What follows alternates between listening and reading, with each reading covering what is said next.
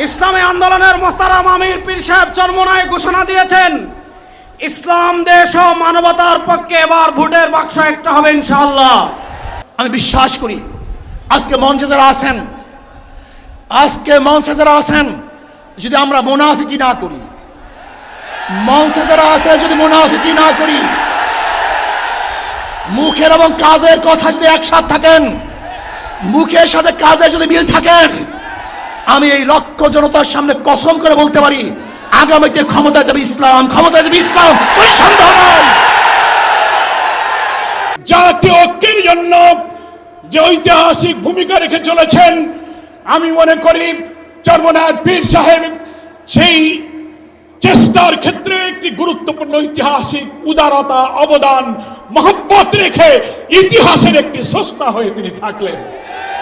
আমরা আপনাদেরকে স্পষ্ট করে আমাদের জাতীয় নাগরিক পার্টি এনসিপির পক্ষ থেকে অঙ্গীকার করি, বাংলাদেশের প্রশ্নে, জনগণের প্রশ্নে আপনারা যদি ঐক্যবদ্ধ থাকেন, আপনাদের সাথে কাঁধে কাঁধ মিলিয়ে 24-এর মতো এনসিপি আবারও আগামীর বাংলাদেশে লড়াই করবে। আর নির্বাচন কমিশনের প্রধানকে আমি বলতে চাই, আজকের এই সমাবেশ থেকে, এই জনসমুদ্র থেকে এই বার্তা যদি আপনারা বুঝতে ভুল করেন, পিয়ার পদ্ধতি ছাড়া নির্বাচন বাংলার মানুষ গ্রহণ করবে না। বিএনপি বলছে আমরা সরকার গঠন করে ক্ষমতায় গিয়ে সংস্কার করব। প্রথম প্রশ্ন হলো এই, আগামীতে বিএনপি ক্ষমতায় যাবেন, এই গ্যারান্টি আপনি কে দিয়েছে? সংস্কারের ব্যাপারে অনেকে ঢিলা দিচ্ছেন, বলে ইলেকশন আর সংস্কার একসাথে হবে, ক্ষমতায় গিয়ে করব। কিভাবে বুঝলেন কে ক্ষমতায় যাবে? জনগণের ভোট আসলে পান, তারপরে আপনি ক্ষমতায় যাবেন। আপনারা পিয়ারের কথা বলেছেন, এই যে পিয়ার আগামীর বাংলাদেশের সংসদে আমরা যদি আসলেই জনগণের প্রতিনিধিত্ব চাই, তাহলে আগামীতে এই পিয়ার নিয়ে আমাদের আরো জোরে সোরে ভাবতে হবে। আমরা স্পষ্ট ভাষায় বলেছি, এদেশে আমরা আওয়ামী লীগকে দেখেছি, এদেশে আমরা বিএনপিকে দেখেছি, এদেশে আমরা জাতীয় পার্টিকে দেখেছি, তারা কেউ মানুষের ভাগ্যের পরিবর্তন করতে পারে নাই, মুক্তিযুদ্ধের প্রকৃত চেতনা বাস্তবায়ন করতে পারে নাই। এবার একটা চেতনা বাকি আছে, যেই চেতনার নাম ইসলাম। ইসলামকে রাষ্ট্র ক্ষমতায় নিয়ে সব দুর্নীতি দুঃশাসনের অপসারণ করবো ইনশাআল্লাহ। এই সংস্কার জাতীয় ঐক্যমত্য কমিশন কেন জানি দু একটি দলের প্রতি পক্ষপাতমূলক আচরণ করছে। সেই দিন আসতেছে, আমি দেখতেছি, মনে হয় আমার চোখের সামনে আমি দেখতেছি ওই সংসদের মধ্যে কলেমার কথা হবে, কোরআন ও সুন্নাহর কথা হবে, লা ইলাহা ইল্লাল্লাহ উচ্চারিত হবে। আমরা স্পষ্ট ভাষায় বলেছি, এদেশে আমরা আওয়ামী লীগকে দেখেছি, এদেশে আমরা বিএনপিকে দেখেছি, এদেশে আমরা জাতীয় পার্টিকে দেখেছি, তারা কেউ মানুষের ভাগ্যের পরিবর্তন করতে পারে নাই, মুক্তিযুদ্ধের প্রকৃত চেতনা বাস্তবায়ন করতে পারে নাই। এবার একটা চেতনা বাকি আছে, যেই চেতনার নাম ইসলাম। ইসলামকে রাষ্ট্র ক্ষমতায় নিয়ে সব দুর্নীতি দুঃশাসনের অপসারণ করবো ইনশাআল্লাহ। 2024-এর জুলাই আগস্টের গণবিপ্লবের পর আমরা একদল খুনিকে তাড়িয়েছি, তাড়ানোর 9 মাস হয় নাই আরেক দল খুনি বাংলাদেশে তৈরি হয়ে গিয়েছে। আমরা একদল চাঁদাবাজকে তাড়িয়েছি, বাংলাদেশে আরেক দল চাঁদাবাজ তৈরি হয়ে গিয়েছে। আমরা একদল দুর্নীতিবাজকে তাড়িয়েছি, বাংলাদেশে আরেক দল দুর্নীতিবাজ তৈরি হয়ে গিয়েছে। আমরা একদল টেন্ডারবাজকে তাড়িয়েছি, বাংলাদেশে আরেক দল টেন্ডারবাজ তৈরি হয়ে গিয়েছে। আমরা একদল ভারতের দালাল তৈরি করেছি, তাড়িয়েছি, আরেক দল দালাল তৈরি হয়ে গিয়েছে। শেখ হাসিনা ভারতের দালালি করে ব্রিফকেস নিয়ে পালিয়েছে। নতুন বাংলাদেশে ভারতের যারা দালালি করবেন, লুঙ্গি নিয়ে পালানোর জায়গা পাবেন না। সংগ্রামী সাথী ও বন্ধুগণ, আমরা স্পষ্ট ভাষায় বলতে চাই, এদেশের রাষ্ট্র ক্ষমতায় আমরা আর কোনো চাঁদাবাজদেরকে দেখতে চাই না, এদেশের রাষ্ট্র ক্ষমতায় আর কোনো টেন্ডারবাজকে দেখতে চাই না, এদেশের রাষ্ট্র ক্ষমতায় আর কোনো ভারতের দালালকে দেখতে চাই না। ইসলামকে রাষ্ট্র ক্ষমতায় নেওয়ার জন্য প্রস্তুত আছেন না ইনশাআল্লাহ? ইসলামী আন্দোলনের মোহতারাম আমির পীর সাহেব চরমোনাই ঘোষণা দিয়েছেন, ইসলাম দেশ ও মানবতার পক্ষে এবার ভোটের বাক্স একটা হবে ইনশাআল্লাহ। সর্বশেষ একটা কথা বলে আমি আমার বক্তব্য শেষ করব। আপনারা জানেন সমাজের বিভিন্ন জায়গায় যখন দুর্গন্ধ ছড়িয়ে পড়ে, দুর্গন্ধ তাড়ানোর জন্য বাতাসের প্রয়োজন আছে না নাই?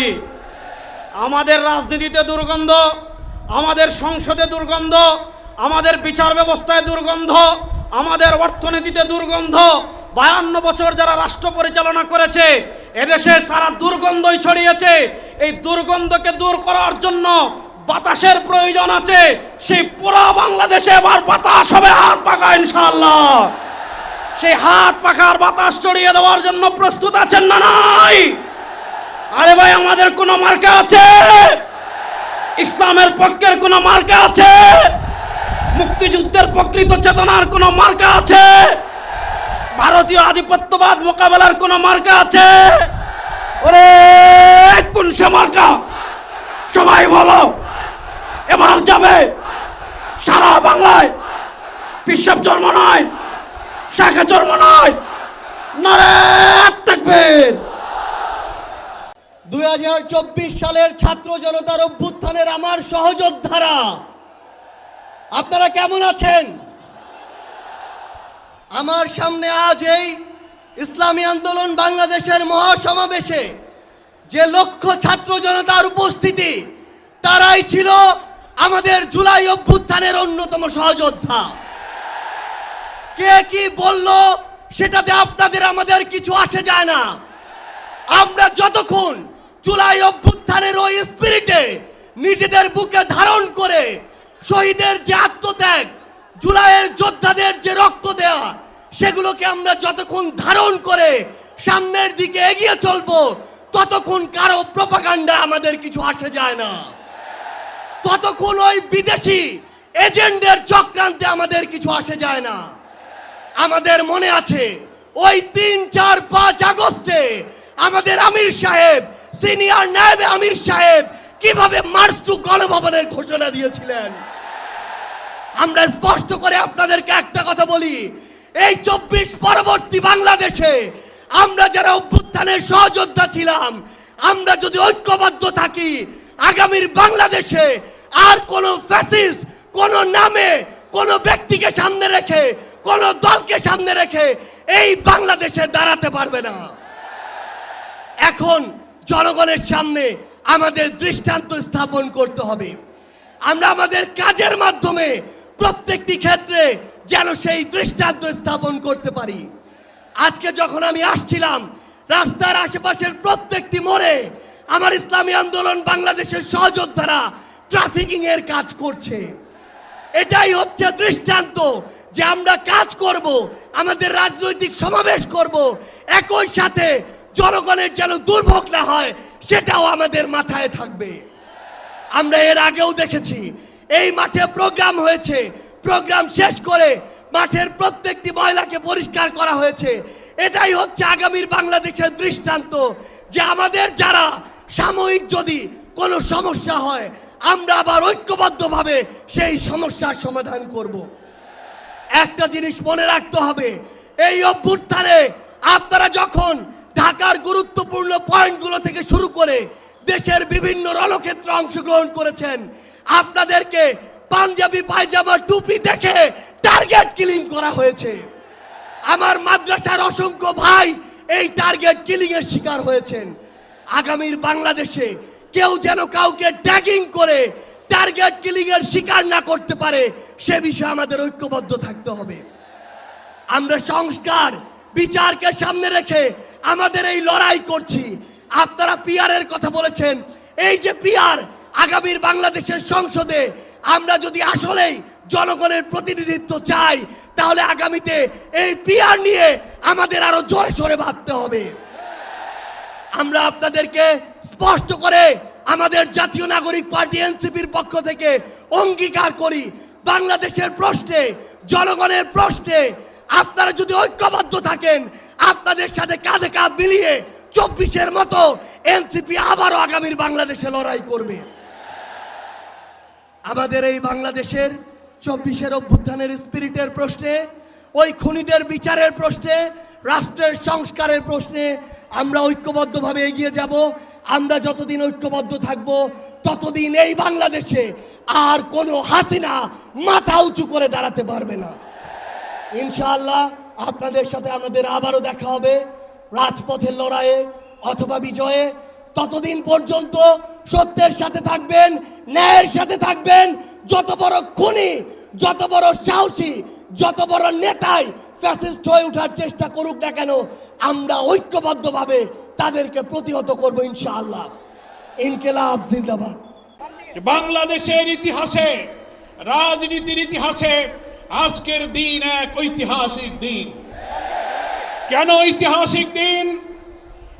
মুসলিম উম্মার নেতৃত্ব দানকারী দেশপ্রেমিক সকল ইসলামী দল, ব্যক্তিত্ব, স্কলারদের মধ্যে ভিন্নমত থাকা সত্ত্বেও আজকে একটি ঐতিহাসিক ঐক্যের যে পরিবেশ এবং সম্ভাবনা দেখা দিয়েছে, সৈয়দ মোহাম্মদ রেজাউল করিমের আহ্বানে আজকের এই ঐতিহাসিক মঞ্চে যারা বসে আছেন তারাই হচ্ছে এই ঐক্যের মহাকাণ্ডারী। সংগ্রামী ভাইরা আমার, আজকে নেতৃবৃন্দের উপস্থিতি এবং পীর সাহেবের সংগ্রামী ভূমিকায় তিনি আজকে নতুন ইতিহাসের স্রষ্টা হয়ে ইতিহাসে তার নাম স্বর্ণাক্ষরে লেখা থাকবে। সংগ্রামী দেশবাসী ভাইরা, আমি অন্তর্বর্তীকালীন সরকারের প্রধান প্রফেসর ডক্টর মোহাম্মদ ইউনূস আপনাকে বলতে চাই, আপনিও ন্যাশনাল কনসেনসাস কমিশন যেটা হয়েছে তারও আপনি চেয়ারম্যান, তার কো চেয়ারম্যান করা হয়েছে প্রফেসর ডক্টর আলী রিয়াজকে। আর নির্বাচন কমিশনের প্রধানকে আমি বলতে চাই, আজকের এই সমাবেশ থেকে, এই জনসমুদ্র থেকে এই বার্তা যদি আপনারা বুঝতে ভুল করেন, পিওর পদ্ধতি ছাড়া নির্বাচন বাংলার মানুষ গ্রহণ করবে না। আমি প্রধান উপদেষ্টা, নির্বাচন কমিশনার সকলকে বলবো, আপনি জাতির উদ্দেশ্যে নিরপেক্ষ থাকার অঙ্গীকার করেছেন। আপনার অঙ্গীকারের প্রতি আপনি সাবধান থাকবেন। আপনার কোন কোন ভূমিকায় জাতির মধ্যে কিন্তু সংশয় তৈরি হয়েছে। পরিষ্কার বলতে চাই, আপনি সোজা থাকবেন। আমরা আমাদের জন্য, কোন দলের জন্য আমরা পক্ষপাতিত্ব চাই না। 2000 ছাত্র জনতার জীবন, হাজার হাজার মানুষের রক্ত, 17-18 বছরের মানুষকে ফাঁসি, অত্যাচার, জুলুম, রিমান্ড, ক্রসফায়ার দিয়ে আলেম ওলামা পীর মাশায়েখদের যে নির্যাতন করেছেন, সেই সংগ্রাম আমরা ব্যর্থ হতে দেব না। ফলে আপনাকে অবশ্যই জাতির যে দাবি উচ্চকিত হয়েছে, নির্বাচনের লেভেল প্লেইং ফিল্ড আপনাকে নিশ্চিত করতে হবে। আপনি জাতির কাছে, জাতির উদ্দেশ্যে ভাষণে একটা কথা বলবেন, being a head of the government একটা কথা বলবেন, রাষ্ট্রীয় টেলিভিশনে একটা কথা বলবেন, কোন একটা দলের কাছে আলোচনায় গিয়ে সে কথা আপনি ভুলে যাবেন, এটা নিরপেক্ষতা ভঙ্গ হয়েছে। আপনাকে বলতে যে আপনি সোজা থাকুন। রাজনৈতিক সংলাপে আপনি দোষ করেননি, বৈঠক করার অধিকার সবার আছে, কিন্তু আপনি এক জায়গায় কথা বলে মত পরিবর্তন করবেন কেন? আপনাকে জাতির সামনে আসতে হবে, সকল দলের সাথে বসে আপনি বলবেন যে ভাই আমাদের এই অসুবিধা, আসুন আমরা সবাই মিলে এটাই করি, আমরা রাজি আছি। কিন্তু আপনার এই ভূমিকায় প্রশ্ন তৈরি হয়েছে, আগামী 8-10 মাস পরে যদি নির্বাচন হয় আপনি সোজা থাকবেন কিনা, আপনাকে এই 8 মাসে নিরপেক্ষতার প্রমাণ আপনাকে দিতে হবে। আপনাকে নির্বাচনের আগে যে শর্ত, মানবতা বিরোধী গণহত্যাকারীদের বিচার অবশ্যই দ্রুত দৃশ্যমান করতে হবে। দিল্লিতে বসে দিল্লির তাবেদার শেখ হাসিনা এই বাংলাদেশকে আবার উস্কানি দিয়ে ভারতের সেবাদাসে পরিণত করার ষড়যন্ত্র করছে। অবিলম্বে নির্বাচনের আগে এই বিচার আমরা দৃশ্যমান দেখতে চাই। সংস্কারের ব্যাপারে অনেকে ঢিলা দিচ্ছেন, বলে ইলেকশন আর সংস্কার একসাথে হবে, ক্ষমতায় গিয়ে করব। কিভাবে বুঝলেন কে ক্ষমতায় যাবে? জনগণের ভোট আসলে পান, তারপরে আপনি ক্ষমতায় যাবেন। এই ফ্যাসিবাদী আমলের রাজনৈতিক, সাংবিধানিক সরকারের যে কাঠামো তৈরি হয়েছে বাংলাদেশে, এই কাঠামো তছনছ করে দিয়ে নতুন বাংলাদেশের নতুন বন্দোবস্ত এবং কাঠামোর জন্য অবশ্যই মৌলিক সংস্কার প্রয়োজন। এই প্রশাসনিক ব্যবস্থার মধ্যে আমরা নতুন কোন ফ্যাসিবাদ, নতুন কোন হাসিনার আমরা জন্ম দিতে চাই না। এই জন্য সংস্কার আমাদেরকে করতে হবে। আন্দোলনের শহীদ, আহত যারা তাদের চিকিৎসা এবং পুনর্বাসন করতে হবে, প্রবাসী 1,10,00,000 ভোটার, তাদেরকে ভোটাধিকারের ব্যাপারে আপনাকে নিশ্চিত করতে হবে। স্থানীয় সরকার নির্বাচন আগে দিতে হবে। জুলাই সনদ এবং ঘোষণাপত্র অবশ্যই জুলাই বিপ্লবের বার্ষিকী আমরা 1 তারিখ থেকে 8 আগস্ট পালন করব। এর মধ্যেই জুলাই সনদ এবং জুলাই ঘোষণাপত্র আপনাকে বাস্তবায়ন করতে হবে। সংগ্রামী দেশবাসী, বাংলাদেশ জামাত ইসলামীর সংগ্রামী আমির ডাক্তার শফিকুর রহমান, তিনি পীর সাহেব চরমনাইকে এবং আপনাদের সহ সকল দেশবাসীকে জামাত ইসলামের পক্ষ থেকে সালাম এবং শুভেচ্ছা জানিয়েছেন। তিনি জাতীয় ঐক্যের জন্য যে ঐতিহাসিক ভূমিকা রেখে চলেছেন, আমি মনে করি চরমনায় পীর সাহেব সেই চেষ্টার ক্ষেত্রে একটি গুরুত্বপূর্ণ ঐতিহাসিক উদারতা, অবদান, মহব্বত রেখে ইতিহাসের একটি স্রষ্টা হয়ে তিনি থাকলেন। আগামী দিনে জাতীয় ঐক্যের মধ্য দিয়ে নতুন ফ্যাসিবাদের জন্মকে আমাদের ঠেকাতে হবে। আমরা এই ঐক্যের পেছনে চরমনায় পীর সাহেবের যে উদারতা, যে আন্তরিকতা, যে মহব্বত, তার মাধ্যমে তিনি যে গুরুত্বপূর্ণ ভূমিকা পালন করেছেন, আমরা দেখতে পাচ্ছি ইতিমধ্যেই বাংলাদেশের গ্রামে গঞ্জে, শহরে, নগরে, বন্দরে ওলামায়ে কেরাম, মুসলিম উম্মাহর নেতৃত্বদানকারী জনগণের এই ঐক্যের পরিবেশ দেখে, আজকে এক মঞ্চে দেখে গ্রামে গ্রামে ঐক্যের জোয়ার শুরু হয়েছে। আসুন ভেদাভেদ, ভিন্নমত পরিহার করে মুসলিম জাতি সত্তা মূল্যবোধ রক্ষার জন্য আল্লাহ তাআলার দ্বীনকে পার্লামেন্টে নিয়ে ন্যায় বিচার, সুশাসন, বৈষম্যহীন এক নতুন সমৃদ্ধ মানবিক বাংলাদেশ গড়ার জন্য আমরা ঐক্যবদ্ধ থাকব। সকলকে ধন্যবাদ। বাংলাদেশ জিন্দাবাদ।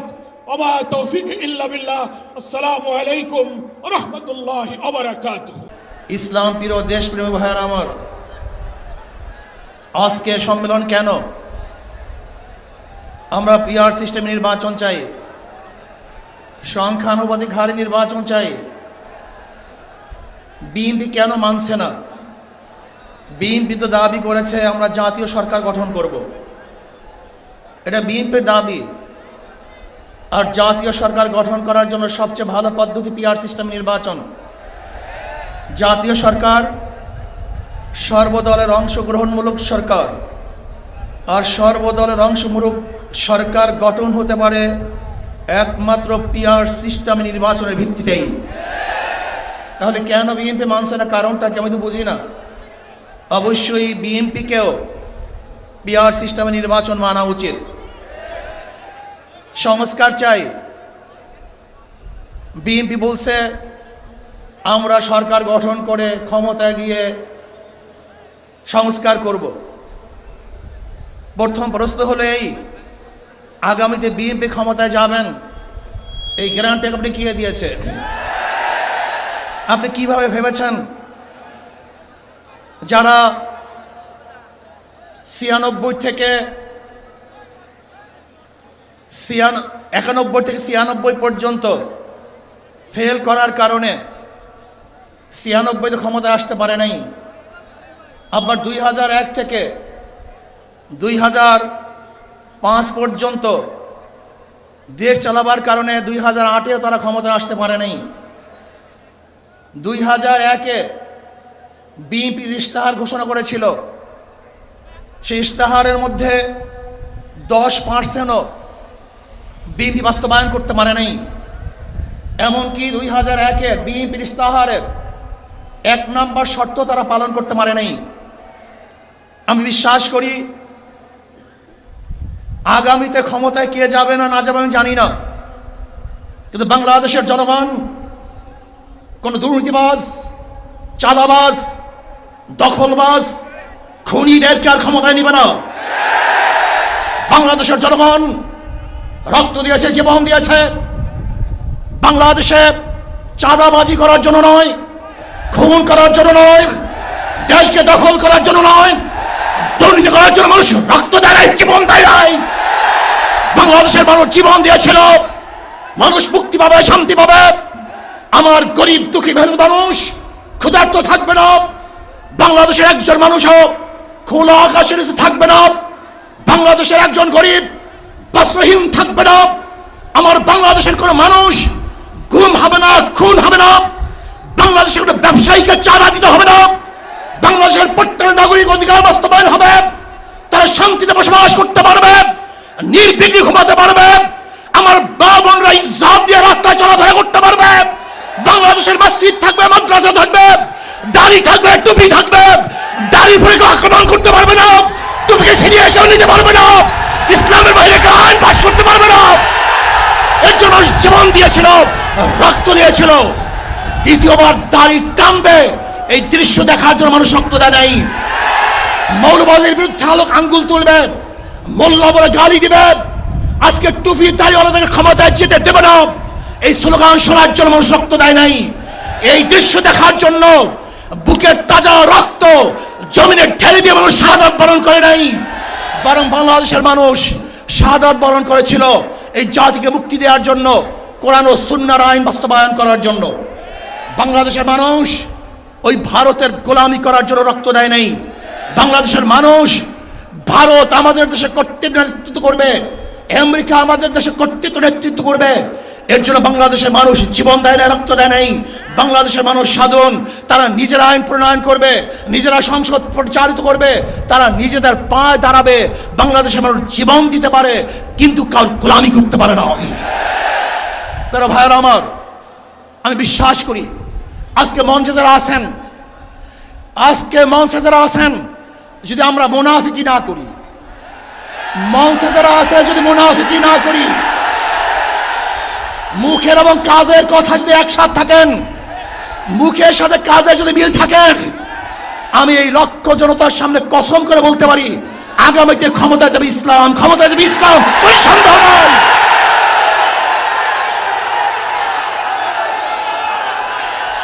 কিন্তু খবরদার যদি মুনাফিকি করি তাহলে এদেশের মানুষ সচেতন হয়েছে, এদেশের মানুষ সব জ্ঞানী হয়ে গেছে। বিশ্বাস করবেন না, একজন রিক্সাওয়ালা, ঠেলাওয়ালা, কুলি মজদুরের বক্তব্য শুনলে আমরা আশ্চর্য হয়ে যাই বাংলাদেশের মানুষ কত সচেতন, তারা কত সচেতন হয়েছে। যদি আমরা মুনাফিকি না করি, যদি আমরা ঐক্যবদ্ধ থাকি, বাংলাদেশে একটা বাক্স ইসলামের নামে দিতে পারি। যেরকম আমেরিকা এবং ওই জারস ইসরাইল ইরানের উপর আক্রমণকারী ভেবেছিল মুহূর্তের মধ্যে নিশ্চিহ্ন করে দিবে, কিন্তু আক্রমণ করার পরে দেখেছে ইরানের গুহার থেকে কোথার থেকে বোম মিসাইল চলে আসছে। আমেরিকা এবং ইসরায়েল যেরকম অনুভব করতে পারে নাই, বাংলাদেশের বুকে যদি একটা বাক্স দেওয়া হয়, বাংলাদেশের ঘরের থেকে এমন মিসাইল বের হবে, এমন বোমা বের হবে, গোটা বাংলাদেশ থেকে, গোটা দুনিয়া থেকে ইসলামের দুশ্মনকে ধ্বংস করবে ইনশাআল্লাহ। ঐক্য হন, মুনাফিকি করবেন না, একসাথ হন, ঐক্যবদ্ধ হন, এইটা আমার মেসেজ থাকবে।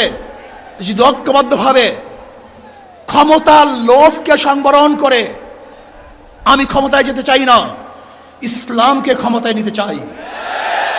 আমি ক্ষমতায় যাইতে চাই না, কোরআন ও সুন্নাহকে ক্ষমতায় নিতে চাই।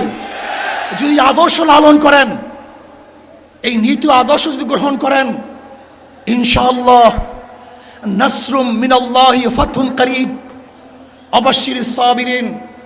সেই দিন আসতেছে, আমি দেখতেছি, মনে হয় আমার চোখের সামনে আমি দেখতেছি ওই সংসদের মধ্যে কলেমার কথা হবে, কোরআন ও সুন্নাহর কথা হবে, লা ইলাহা ইল্লাল্লাহ উচ্চারিত হবে। গোটা বাংলাদেশের মানুষ শান্তিতে বসবাস করতে পারবে, জুলুম থাকবে না, অত্যাচার থাকবে না, অবিচার থাকবে না। প্রত্যেকটা মানুষের প্রাপ্তি তাদের ঘরে ঘরে পৌঁছানো হবে। আজকে আমার মা বোনেরা মনে করছে ইসলাম ক্ষমতা আসলে আমাদের অবস্থাটা কি হবে। ইসলাম ক্ষমতা আসলে প্রত্যেকটা মা বোনের ন্যায্য অধিকারকে প্রতিষ্ঠিত করা হবে।